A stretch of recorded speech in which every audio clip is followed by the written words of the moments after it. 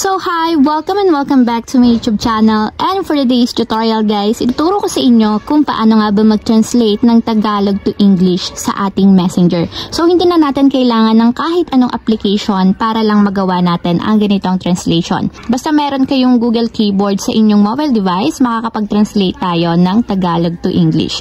So ayan, i-open ko na yung aking Messenger application. And then after nyan, pumili lang kayo ng conversation na gusto nyong pagsendan ng English translation. So, for example, dito sa aming group chat. So, dito na lang ako magsisend. Then, after nyan, magkikreate ako or magta-type ako ng message. And kung makikita nyo, once na magta-type tayo ng message, lalabas yung ating keyboard. So, dito sa keyboard, hanapin nyo lang yung customize button na nandito sa left side. So, ganito yung itsura nya guys. Then, itap nyo lang. And dito, lalabas na yung ibang mga customization na pwede nating pagpilian. So, hanapin nyo lang dito yung translate. So, ito yung translate. Itatap ko lang. And dito guys, pwede na tayong magsulat or mag-type ng word na gusto nating i-translate into English. So, babaguhin lang natin dito guys yung translation. So, kung makikita nyo, naka-French siya. So, papalitan natin to into English.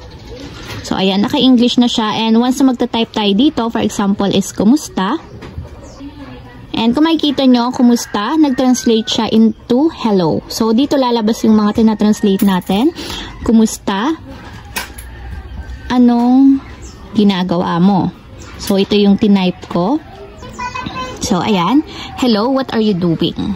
So, kapag isi-send nyo na, type nyo lang yung send button. And kung makikita nyo, nakatranslate na siya into English. So, ibang terms naman, for example, is magandang umaga. And ayan, good morning. So, ayun lang. So, ayan guys, kung makikita nyo, nag-translate siya into English.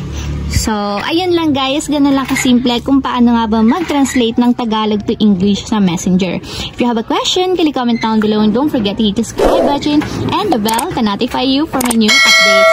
And thank you for watching! Living life, every day, late at night, not okay.